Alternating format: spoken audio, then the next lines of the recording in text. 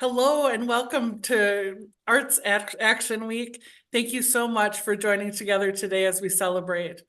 Although it's virtual right now, I can still feel the energy and excitement from each of you. This is the most important way that you can help the arts and culture flourish in Minnesota. By advocating for arts at Minnesota's capital, you are paving the way for increased funding for theaters and galleries and performances and projects happening in communities across the state. Arts keep Main Street alive.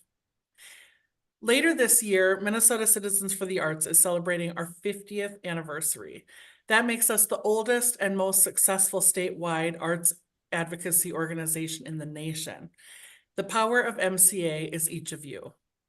We are comprised of arts leaders, performers, arts organizations, patrons, business owners, and citizens from across the state who understand the importance of arts and culture in their communities.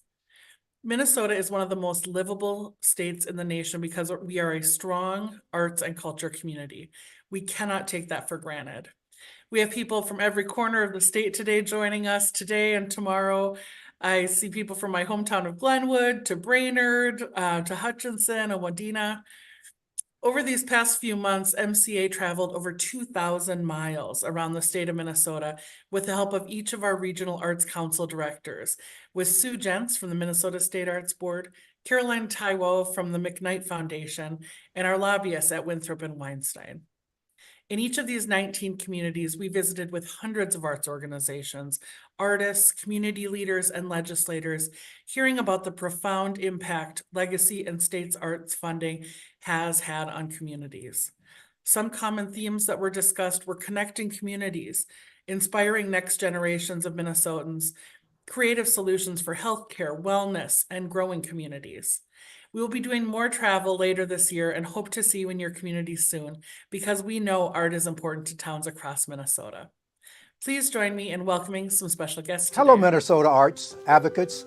Sarah let me know that MCA is turning 50 years old later this year, which means that MCA is one of the oldest continuously operating statewide arts advocacy organizations in the country. To take annual funding from $300,000 a year to now over $100 million per biennium is incredible work done by this organization and all of you who participate in arts advocacy work through MCA. It's also remarkable that you have a complex and engaged funding network for state funding through the Minnesota State Arts Board and Regional Arts Council systems. It's no surprise that MCA and the arts in Minnesota have such strong bipartisan relationship across Minnesota and here in DC. All of us at Americans for the Arts applaud the work of MCA as you become the nation's leader in per capita arts funding, fueling Minnesota's national reputation as a hotbed of creativity. Thank you for your tireless efforts on behalf of the arts and have a great advocacy week.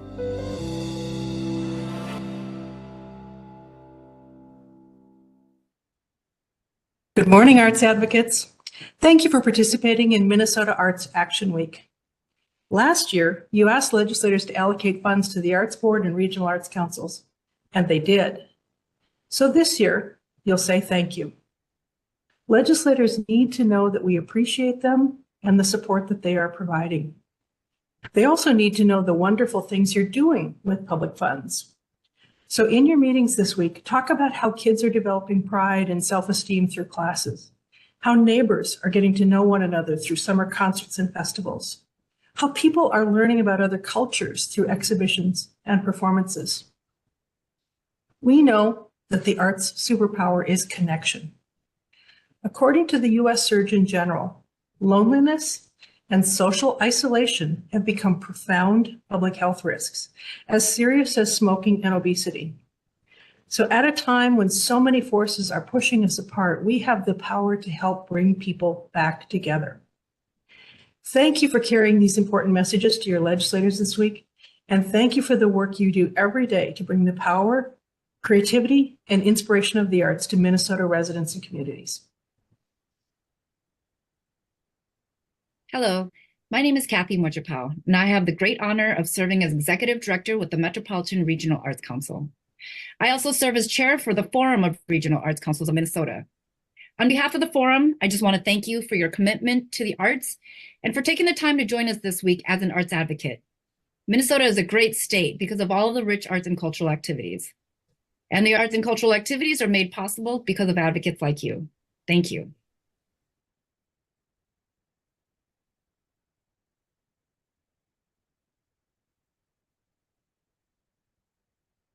Hi, I'm Representative Leon Lilly and represent some East Metro communities, North St. Paul, Maple, and Oakdale. And I'm currently the chair of the Legacy Committee, and understand that you're going to be at the Capitol lobbying and fighting for the arts. Arts are super important to Minnesota, and we are able to do amazing things with the arts funds and Legacy. And thank you for coming down here and talking to legislators. And I hope you have a good day talking to them. And we're looking to do some more good work this year in the Legacy art space. And I'm hoping that with your good work, we'll be able to renew the Legacy Amendment. Lucky enough to be an arts winner in the past, and thank you for that. And pretty proud to be a voice for the arts here at the Capitol. Thank you. Have a great day. Hi, I'm State Representative Kali Vangher, and I sit on the Legacy Committee. Thank you so much for advocating for the arts and being at the Capitol. I have always been somebody who cares about the arts, and I know that it should be accessible to everyone, and so I appreciate you advocating for it. Thank you so much. Hey, Dave Pinto here. I'm a state rep from St. Paul, southwest part of St. Paul. Welcome to our state capitol, and thank you for your advocacy for the arts. The arts make us happy, they make us thrive, and they're so good, and I'm so glad that you're here to advocate. Take care. This is State Representative Greg Davids, and I would like to welcome all of the people for Minnesota Citizens for the Arts to St. Paul. I've been very, very supportive of the arts in the past, and I plan on continuing to be supportive. So thank you for your advocacy here at the Capitol, and I look forward to seeing you on Tuesday. I'm State Representative Dan Walgamot, and I am so excited to welcome you to the Minnesota State Capitol to advocate for the arts. In my home district back in St. Cloud, I've seen firsthand how much arts do for our community, how much they contribute to our culture, to who we are as a people. So that's why I'm proud to support that in my work as a legislator, and I'm proud to partner with you to make sure that the arts get the full funding and full support that they need to thrive and flourish here in Minnesota. So again, welcome to the Capitol. Hope to see you around, and thank you for advocating for the arts. Hi, this is Representative Shah, and welcome to the State Capitol.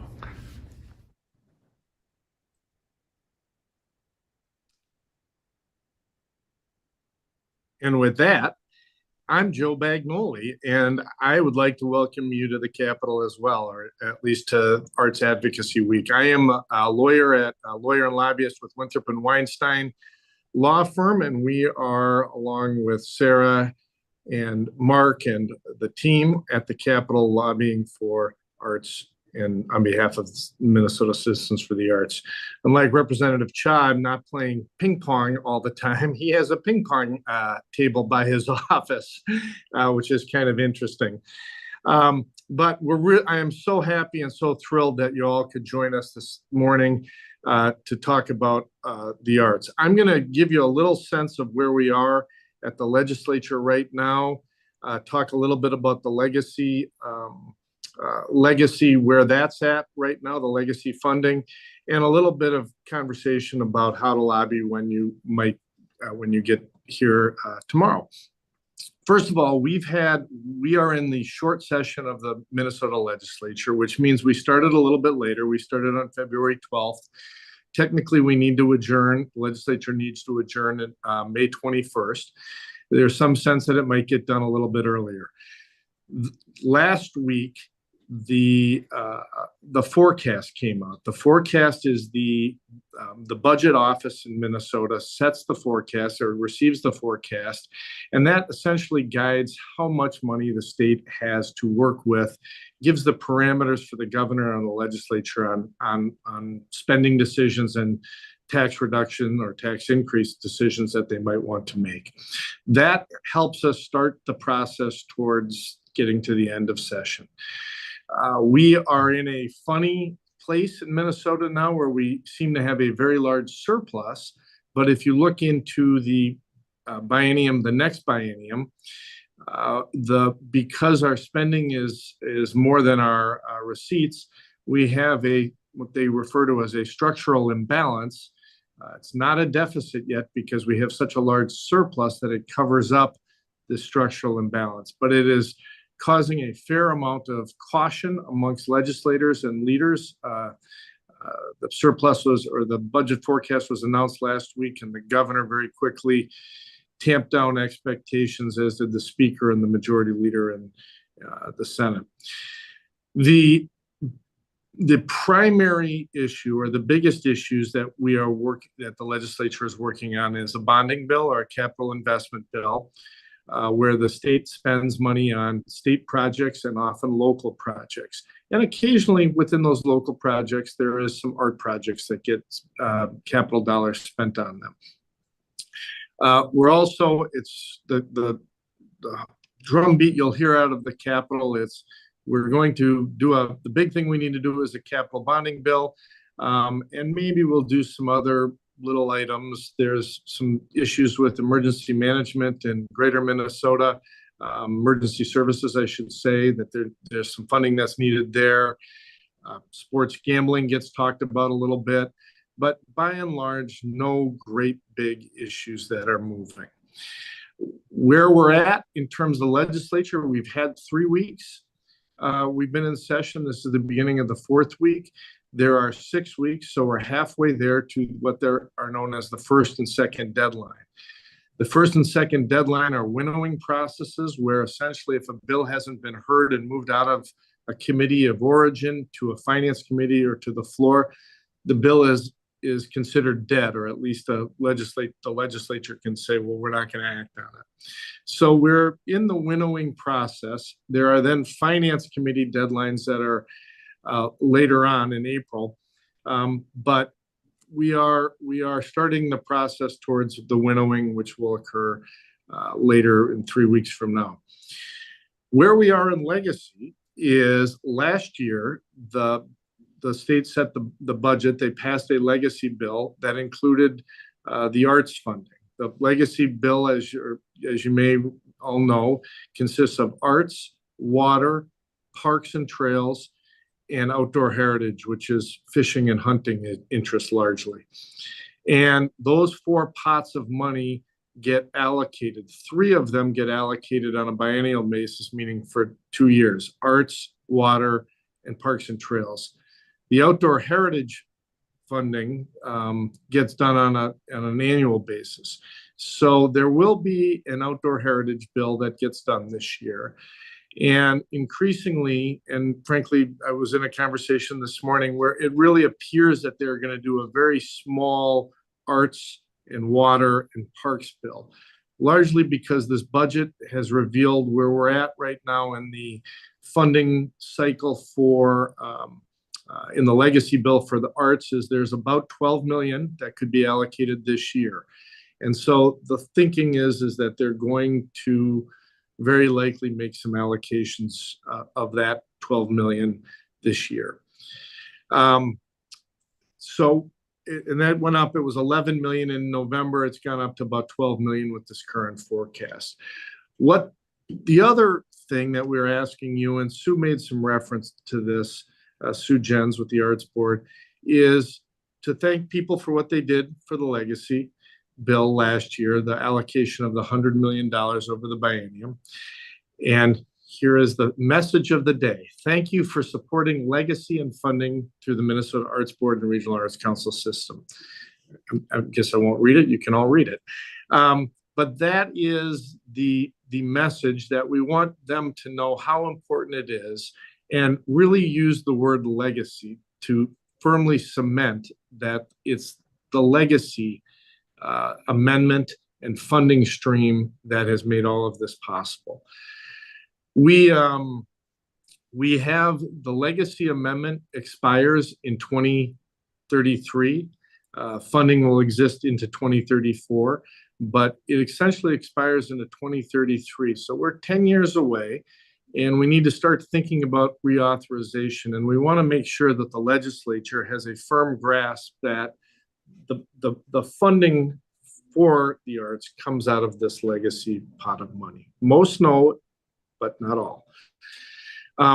Finally, I just want to, and Sue touched on a number of these items. When you're here meeting with legislators, remember to tell them where you're from. You're all going to be meeting with legislators that represent you, but they always like to know they really know the contours of their district. They know exactly where they start and end. They know which cities are in them. They pay attention, and they like to certainly see somebody from back home. So make sure you tell them where you're from. If you're from Greater Minnesota, let them know the city. If you're in the metro area, tell them the streets you live on. Tell them the intersection you live on. They'll know, and they care. It matters. And then share a story. Sue Jens mentioned this. Share a story. I always joke, the fact that I like to take tap dancing lessons, which is a little bit of a joke, they probably don't care about. But the fact that I take tap dancing lessons with a group, I don't take tap dancing lessons, but with a group of people that is a part of my community or part of our community, the fact that you attend theater in your community and with a group of people and gets people out of the house, it creates community. That's what's important. Whether you are a tap dancer or artist or a part of a group, it's what it means beyond just for you personally, what it means to the community, why they should care. I also think it makes some sense to mention what it means to you personally, but share a story about how it connects to the greater community, how the grant connects to the greater community.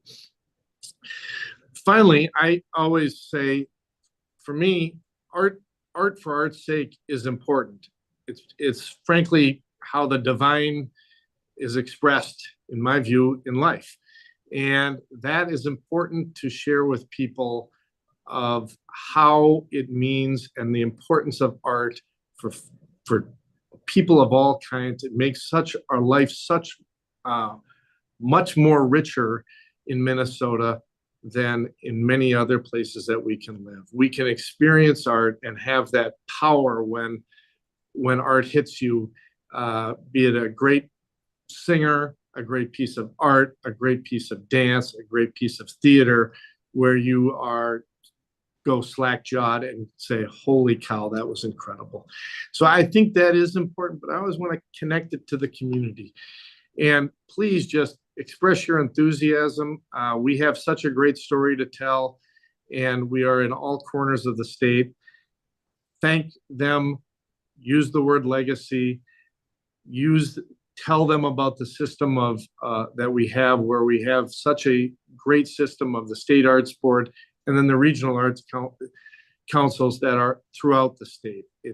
So there's a system by which money travels throughout the state to big and small organizations. I think I've touched on everything, but if Sarah wants to if I've missed anything, I'm sure Sarah will maybe touch on that as well. But in any case, hope to see you all.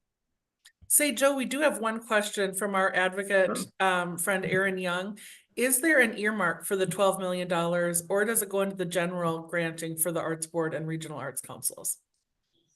That $12 million is in essentially, it's not a pot, it's in a, but we think about it, a pot of money. The only guidance as to the expenditure of that $12 million is state law that directs that 47% of that money will go to the State Arts Board for granting to, and then of that 47%, a percentage goes to the Regional Arts Council.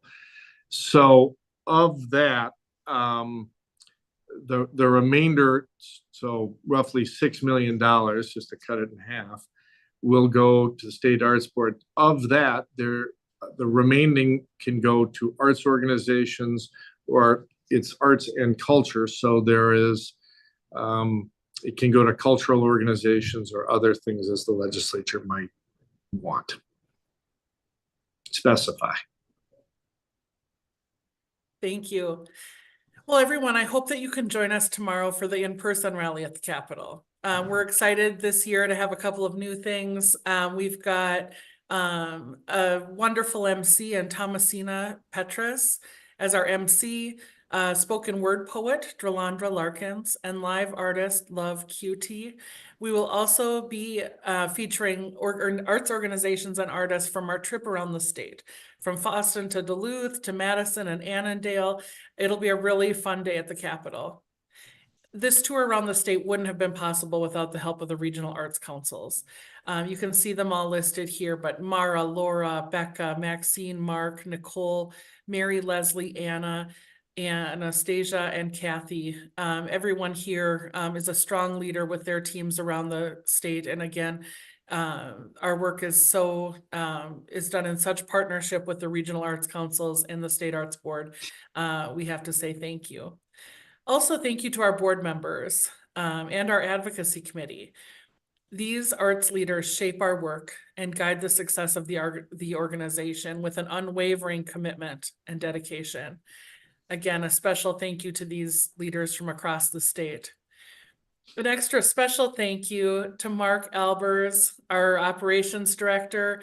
Mark works tirelessly on your behalf all the time, and he's such a go-to to make things run smoothly. Mark has coordinated over 100 Zoom calls meetings and some Zoom calls with over 400 people, with our intern Kai Yang, who is our intern this year from the Capital Pathways Project and program. And we're again we're so thankful for both of them doing this kind of impossible feat. And Aaron Fitzraditz, who's making the Zoom work today. Luckily, he knows what he's doing, because obviously we don't. I think sometimes when we talk about technology, I know I can kind of sound like a boomer. But again, thank you, Aaron, and thank you for the team for making this work. And of course, Joe Bagnoli, Tom Hansen, Haley Cobb, Andrea Rao, our team at Winthrop and Weinstein for your work for us every day up at the Capitol. Thank you to legislators. Thank you to advocates across the state. All of you, with a strong, united voice, we can make life-changing impact in our communities. We can bring jobs to towns across the state. Marquees light up our main streets. Music fills a venue. We can get lost enjoying a museum. We can watch our children light up when they see something new, and our minds can wander as we experience something for the first time. Arts bring us together. Art keeps Main Street alive. You are the key to making this happening. Thank you so much. We'll see you tomorrow at the Capitol. And if you're a first-time advocate, stay tuned for our first-time advocate training. Again, thank you so much.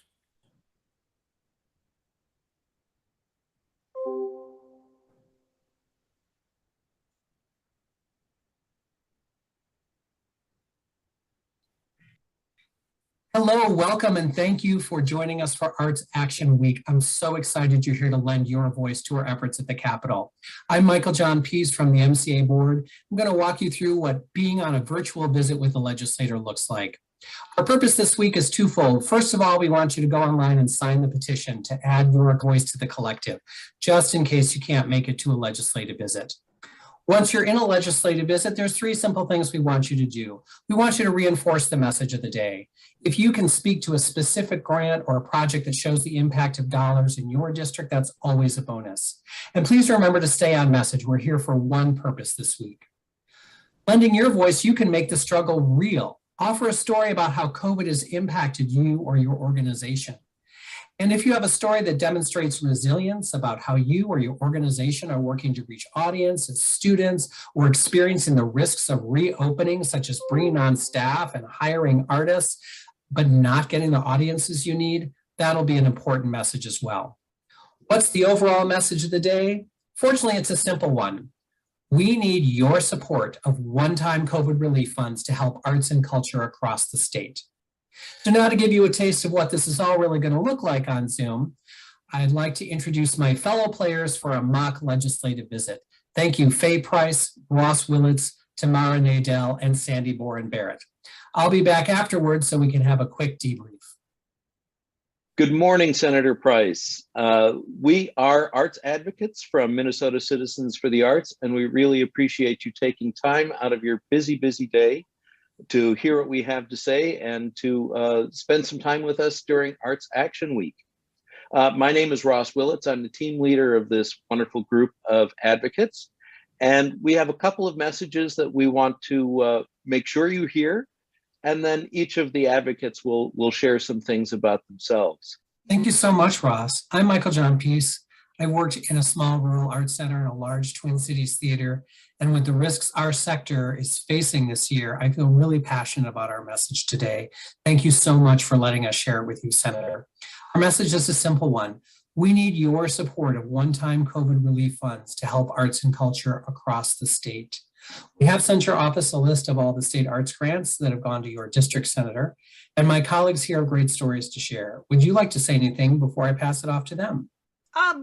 Just simply welcome. It's always a pleasure to have arts advocates here visiting.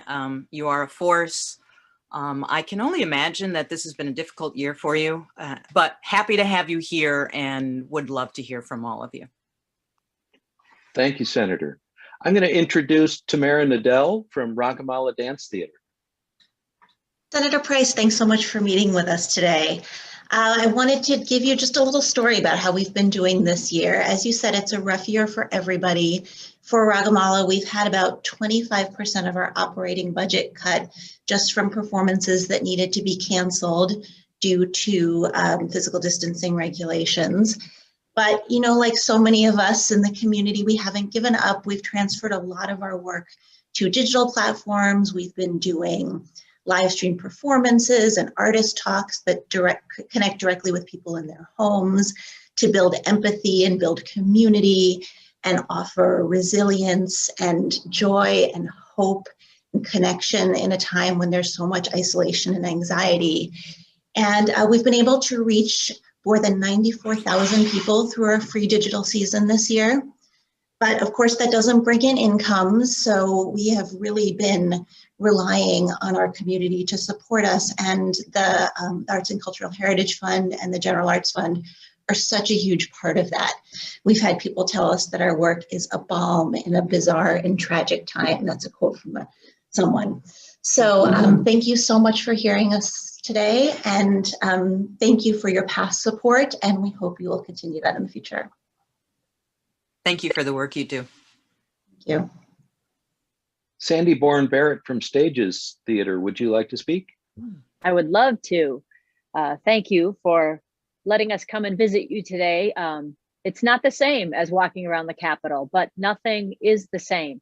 It's a grand day when we can all walk around and visit with each other and with all of our constituents. And we appreciate you taking the time for us. I work at a theater that serves young audiences. And in this time, theater and the arts is actually been an important part of their life, even virtually. We have considered what we're offering these young people as essential. We are essential workers providing arts activities for families who are at home struggling. They're teaching their kids from home. They need opportunities for their kids to experience the joy the arts bring, and to take classes online. We have young people who this is so ingrained in who they are as young people that we have stayed open regardless of the fact that it makes no economic sense at all. We continue to provide opportunities for our families and young people because it's important. It's important to them and their mental health. It's important to the teachers that are needing support and virtual field trips. And we are able to do so because of the support we get from the legislature. And I am hopeful that you see the impact that we make as artists and as educators in the field for young people and their families. And we appreciate all the support you've given us in the past. And we look forward to coming back stronger and being the fuel to the economy that the arts are. Well, you're all doing great work. Who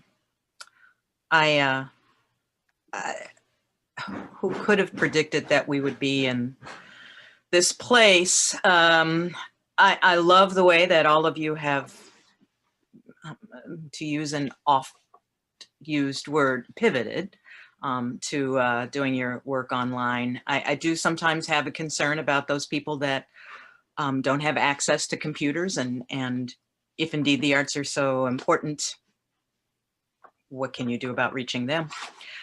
But it's really good to see you all and to hear what you're doing. Again, I can certainly appreciate what a tough year it's been.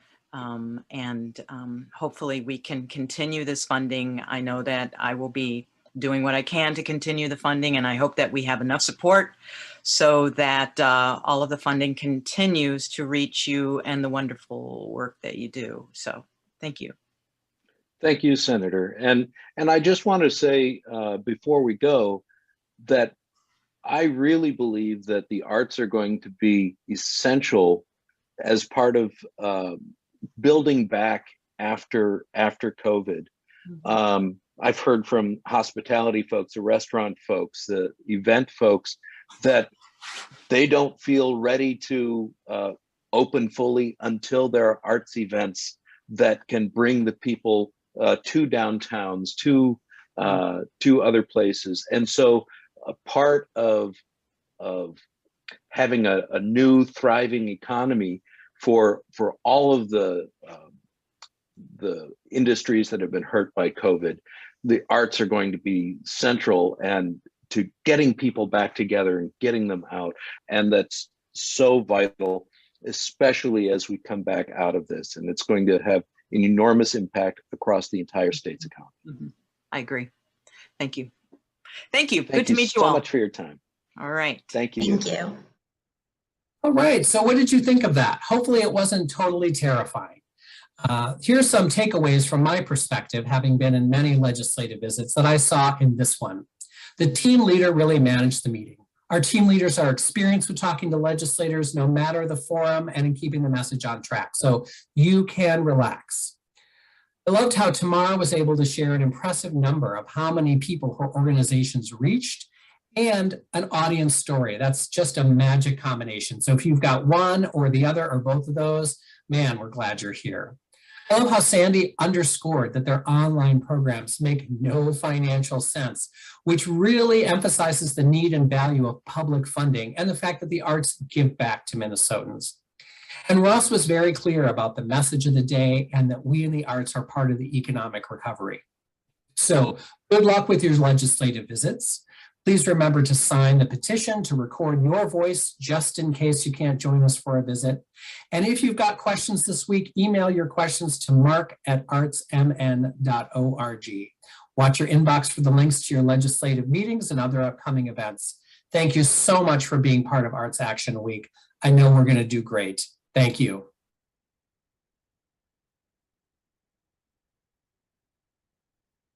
I hope that this was helpful for everyone. I know that this was this is a video that had specific information when we had when we were doing only Zoom meetings and when we had a COVID bill in the legislature. So I hope this just gives you a general idea of what to expect from your team leader and from the legislators that you'll be meeting with.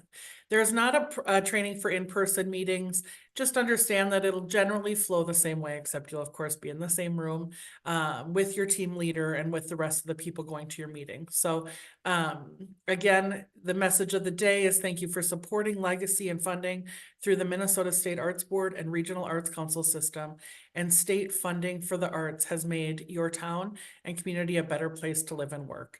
When you introduce yourself, make sure to say that you say what town you're from. Make sure to make it personalized. Talk about how you've seen the arts bring a vibrant energy to your community, and how arts makes Minnesota a better place to live and work. We have another question in the chat, looking for materials you sent us.